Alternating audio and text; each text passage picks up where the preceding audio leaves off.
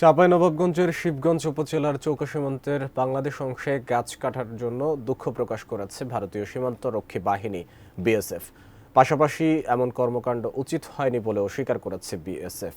শনিবার সকালে গাছ কাটার ঘটনায় দুই দেশের নাগরিকদের মধ্যে ধাওয়া পাল্টা ধাওয়ায় আহত হন 3 বাংলাদেশি। চাঁপাইনবাবগঞ্জ প্রতিনিধি নাদিম হোসেনের তথ্য ও ছবিতে ডেস্ক রিপোর্ট।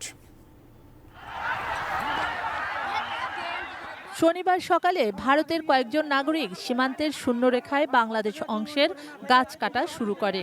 এ সময় বাংলাদেশিরা বাধা দিলে উভয় পক্ষের মধ্যে বাকবিতণ্ডা ও পরে ধাওয়া পাল্টা ধাওয়া শুরু হয়।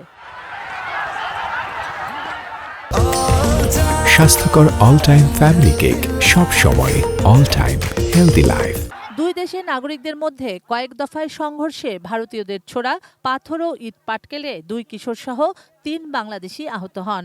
স্থানীয়রা জানান, ভারতীয় নাগরিকরা বাংলাদেশে ঢুকে গাছ কেটে নিতে চাইলে এ উত্তেজনার সৃষ্টি হয়।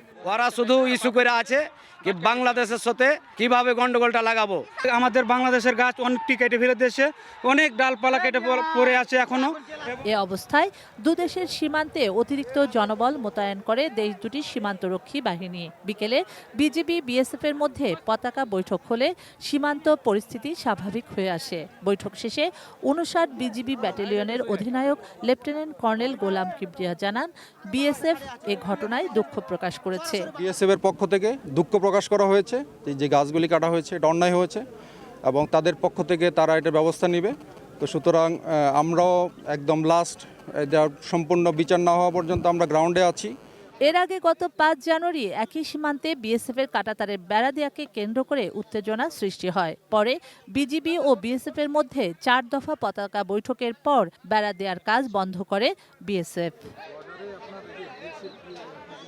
শুক্লা সরকার, ডেস্ক রিপোর্ট, এটিএন নিউজ।